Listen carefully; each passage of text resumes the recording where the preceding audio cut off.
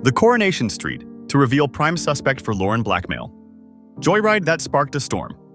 What if one wild decision could destroy your life? In the heart of Weatherfield, what started as a reckless joyride turned into a spiraling nightmare. Lauren Bolton, desperate for a sense of freedom, teamed up with Betsy Swain, and in a snap of impulse and revenge, the two stole Tracy McDonald's florist van. Well, technically Betsy stole it, but it was Lauren behind the wheel when the crash happened. That one moment, it lit the fuse to a bombshell storyline. And guess what? The aftermath isn't just legal trouble, it's darker, colder, and far more personal. After the accident, Betsy stepped up like a true mate, or maybe a guilty partner in crime, and took the fall. The road seemed clear for Lauren until the first message came. One photo, one threat, one terrifying ultimatum: pay up or the truth goes public. Let's pause for a second. Imagine thinking you're safe, and suddenly someone, some faceless figure, is holding your secret hostage. Who's watching? Who knows what Lauren did? And how deep will this blackmail go? Stay with me, because the next chapter takes a wicked turn no one saw coming. Lauren's silence, and the calm before the next storm. For a few days, it seemed like the storm had passed. Lauren, shaken but hopeful, confided in Bobby.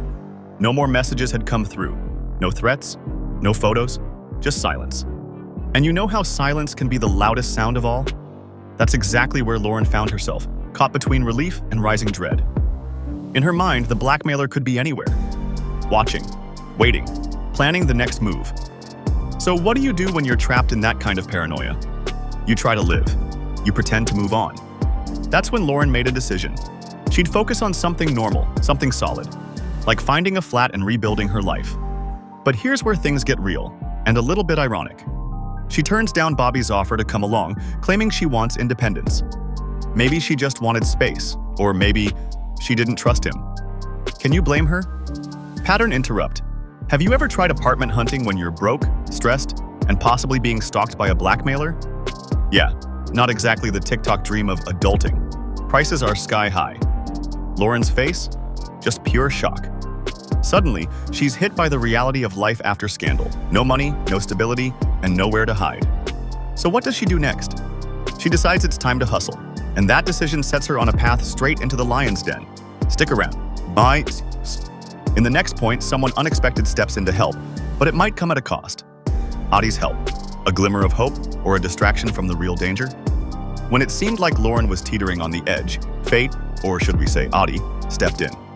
Adi, ever the gentleman of Weatherfield, caught wind of Lauren's struggle. And in classic Coronation Street fashion, he offered something simple, yet potentially life-changing. A job lead at Freshco. No drama, no conditions, just a helping hand, or so it seemed. And for a moment, Lauren smiled. It was like someone cracked a window open in a smoke-filled room. You could almost feel her exhale. A glimmer of routine, something steady, something real. But here's the thing. While she's saying thank you to Adi on the outside, inside, her mind is still spiraling. That silence from the blackmailer? It's not comfort, it's dread. Let's ask the question no one's asking. Was Adi being sweet, or was he being strategic? Because in Weatherfield, a kind gesture often hides a ticking bomb underneath.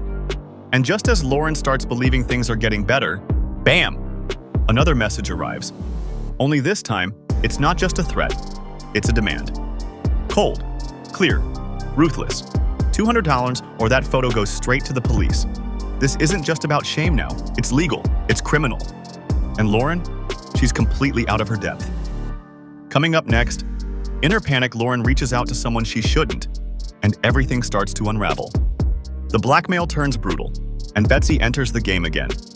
You know that moment where fear turns into desperation? That's where Lauren is now. That message demanding $200 hit her like a truck. It wasn't just a threat anymore, it was a full-blown ultimatum. Pay up or face the consequences. And what does someone do when they're cornered? They run to the one person who's already carried their guilt, Betsy Swain. Lauren calls her, heart pounding, voice shaking. She needs advice, maybe support, maybe even a miracle. And Betsy, well, she doesn't disappoint. But she does drop a bombshell.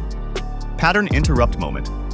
Imagine asking your bestie for help, and they casually say, "So, what if your crush is the blackmailer?"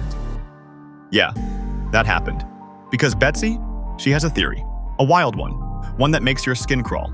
The blackmailer's next move, a twist that hits close to home.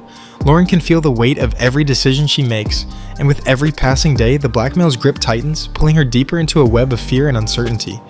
The next message from the blackmailer isn't just a threat, it's a demand, but this time it's far worse.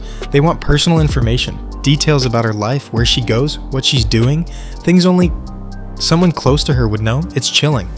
Every text feels like a personal invasion. It's clear now, the blackmailer isn't just threatening her anymore, they're trying to control her every move.